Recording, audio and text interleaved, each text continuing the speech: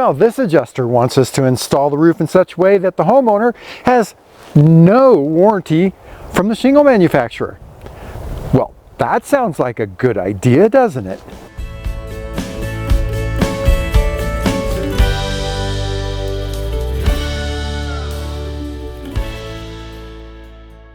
Hi everybody, this is Tracy Bookman, owner of Homestead Roofing, and welcome to another one of our Walk in the Park videos. Normally we use this time to answer questions that we get.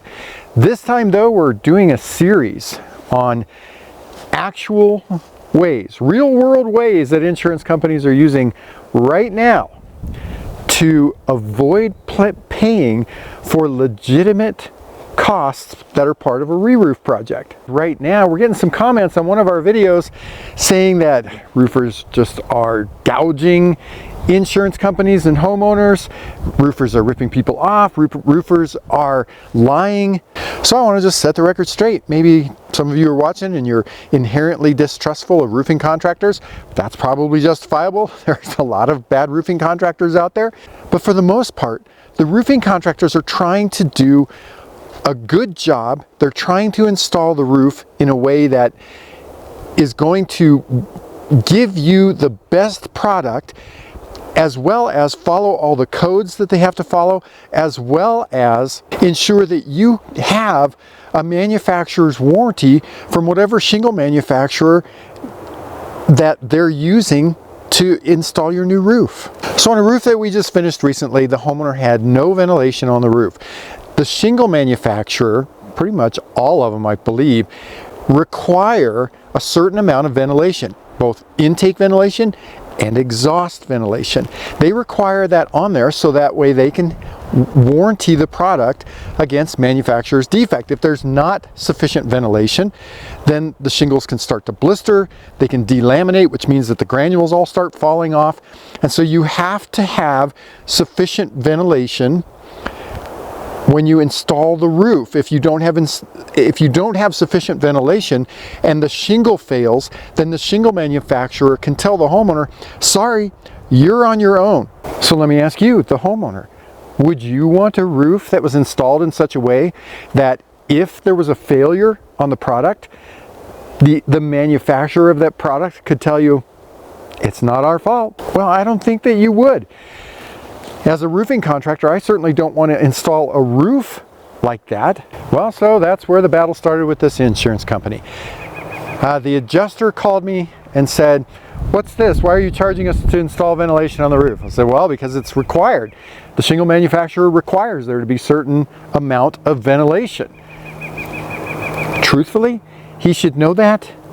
He's an adjuster. They're supposed to train him on these things. So the adjuster told me, well, we're not going to pay for that. I said, well, you have to pay for that. It was part of the requirement to install this roof. The shingle manufacturer requires it. He said, well, we don't care about what shingle manufacturer's requirements are. We only care about code. Oh, really? So I said, okay, well, you know that according to IRC R 905.1, code requires us to install a roof according to the manufacturer's specs. He said, well, we don't have to do that on this particular roof because there is no code that specifically states that you have to have this ventilation. And I guess that's one of the most frustrating things is, you know, when we have these battles with adjusters, it's evident that they just don't care, right? They've got their policy that they have to follow. They have their company policies that they have to enforce, and they're not, in my opinion, truly looking out for the interests of the homeowner in those instances where they're fighting on these things. I'm not saying all insurance adjusters are bad. I'm not saying that, that they're all acting with malice. But when they start going through these fights, you can tell they're just following policy. They're not thinking it through, and the reason that they're not thinking it through is because they're not roofing contractors. They're not the ones that are responsible for actually having to put a roof on a house and do it correctly. And so these YouTube trolls that say that roofers are just trying to gouge homeowners. Really? Have you ever been responsible for paying for the installation of a roof and then trying to get paid for doing that and doing it correctly?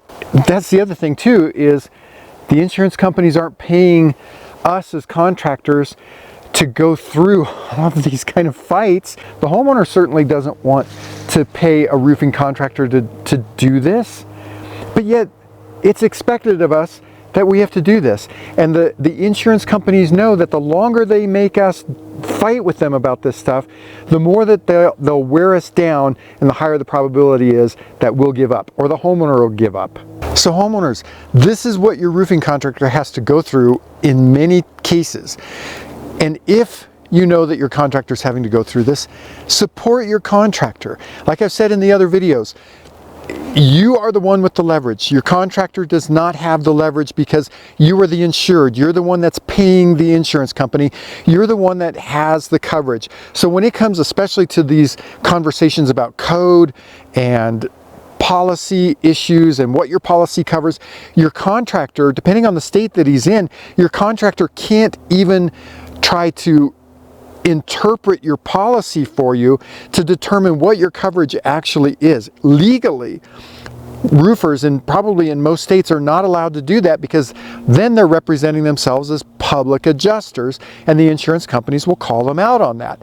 So you've either got to be able to read and interpret your policy on your own and take that fight to the insurance company, or you may have to hire a public adjuster or an appraiser, because roofers, like I say, are not legally allowed to interpret your policy for you to determine what your coverage is. And like I say, most of the time, contractors are not out there to gouge anybody. Contractors are out there to make a fair living, installing a quality product and performing a quality service for you, the homeowner. So I really hope this video has been helpful. I hope that it's been enlightening. I hope it's been informative, not only for you, the homeowners, but for insurance adjusters, insurance agents. So anyway, if you've got any questions about this or other topics, please give us a call at our office phone number right up here, 719-433-6991. You can also visit our website. That's right down here, homesteadroofingcolorado.com. We've got a ton of information out there, lots of other videos, lots of blog articles that provide you as much education as you could possibly want. Please give us the big thumbs up on this video. If you think this video is helpful and you know somebody that needs this information, please share this video, subscribe to our channel, click the bell icon up there so that way you get notified when we've got new videos. And until our next Walk in the Park video, I'm Tracy Bookman, owner of Homestead Roofing.